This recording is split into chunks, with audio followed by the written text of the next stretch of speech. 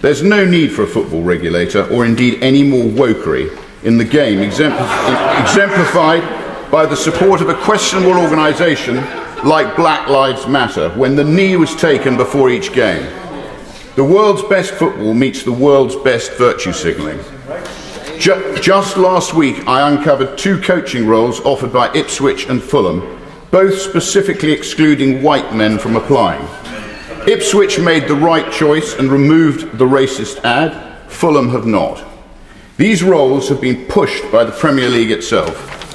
Match-going fans are overwhelmingly male and overwhelmingly white. They would be surprised to hear that clubs are banning them from applying for certain roles based on their skin colour. Racism is racism, even when white people are on the receiving end of it.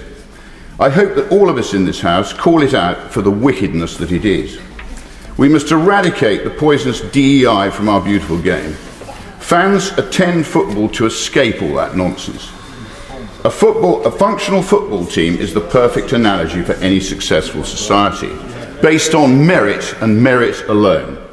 Fans don't want ideological lessons from their clubs. They want to watch exciting football, enjoy a beer and have a proper day out. Good for them, I say. All of us here need to leave them alone. Those responsible for this bill must also take full responsibility when the Premier League inevitably wanes, as the woke do-gooders perpetrate the damage that history teaches us is inevitable.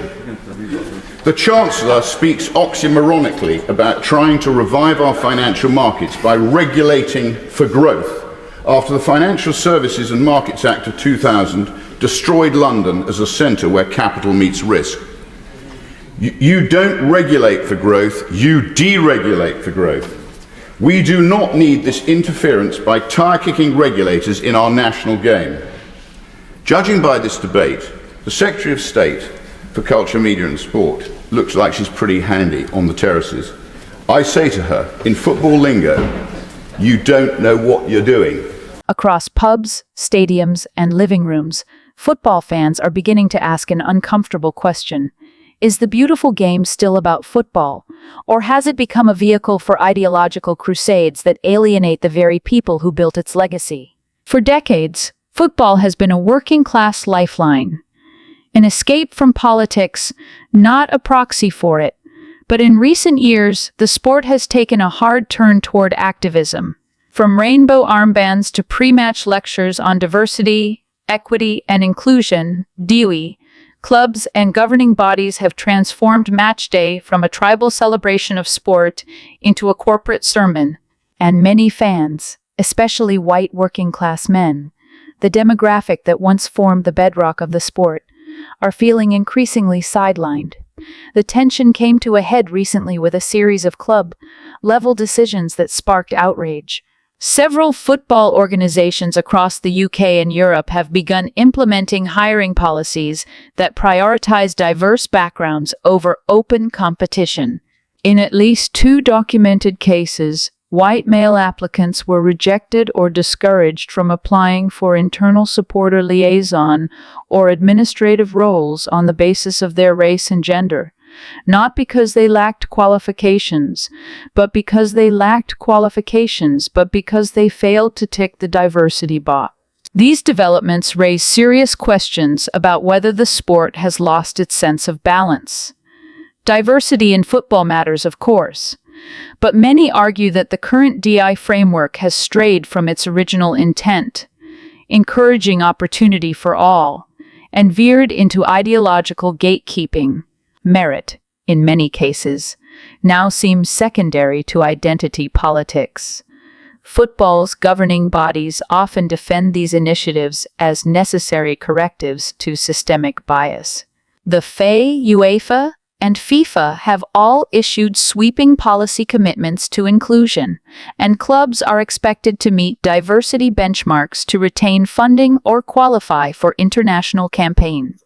But the trade-off, critics argue, is that the sport is becoming more about optics than outcome, more about politics than play.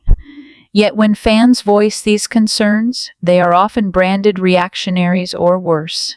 Social media erupts with accusations of bigotry, and the institutional response is typically to double down rather than listen. This pattern mirrors broader cultural shifts in the West, where DOE programs in education, media, and the corporate world are coming under renewed scrutiny for perceived overreach and reverse discrimination. What's emerging is a growing backlash, a populist revolt within the terraces. Fans are organizing petitions calling for the removal of overt political messaging and demanding that clubs refocus on what truly matters: the game, the passion, the players, and the communities that support them.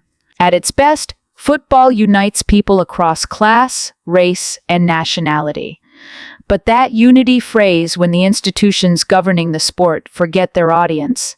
If clubs continue to prioritize social agendas over supporter concerns, they risk not only undermining trust, but losing the very soul of the game. Why aren't we just deporting these people? We've got people that have been scheduled for deportation, like Abdul Kwari Rauf, for example, for probably about 12 years now, I think, actually. Why aren't we just deporting them? Well, where they're foreign nationals, we should be. The Conservatives, I in fact myself, tabled an amendment to the most recent Borders Bill to say that all criminals who are foreign nationals, regardless of how long the sentence is for, should be deported and that they shouldn't have any recourse to stay in this country. What happens at the moment is people will bring asylum applications and also appeals under usually the most common are Articles 3 and 8 of the European Convention on Human Rights, and will block their deportation through the courts. I just want to return to something you said earlier, because Jess Phillips is very keen to say that she spent her whole life standing up for women and girls. Oh, she may well have done. But this is a big test of that now, isn't it? And do you think currently, as it stands, she is letting down predominantly working class, predominantly white girls? Is she currently letting those down? The real test is what we do when we're in power, and the Labour Party is in government now, and Jess Phillips holds this ministerial brief. And I think by far the most important and impactful and positive thing that she can do for these victims and for the public who deserve to know the truth is hold a national inquiry. And as I say, if she's not willing to do that, then I think, unfortunately, yes, she is letting those girls down and their families too, and all of us. There's also an opportunity for Labour MPs to really put the squeeze here on the Minister and on the Prime Minister. What would you say to those who are not doing that, who are reluctant to do it? I think everybody has to put their head on the pillow at night and decide how well they can sleep. I think all of the Labour members need to think about why it might be that we would need a national inquiry, and what possible argument there could be against that, to understand the truth of what's happened here. I'm not sure that there is a more important, pressing, urgent thing that the government can be doing in this field other than to get to the truth. And also, I should add, to set up, so this is separate from the call for a national inquiry, but I'm also calling for the NCA to set up a dedicated unit investigating and prosecuting councillors, officials and police officers who've been involved in the cover-up, because one of the many things that worries me about this is, whilst we've seen now over 1,000 arrests under the Grooming Gangs Task Force, not one single person has been convicted for covering up these crimes. Conservative MP Katie Lamb has reignited national outrage by accusing Labour's Jess Phillips of turning her back on victims of grooming gangs. Jess Phillips is letting those girls down, and their families too.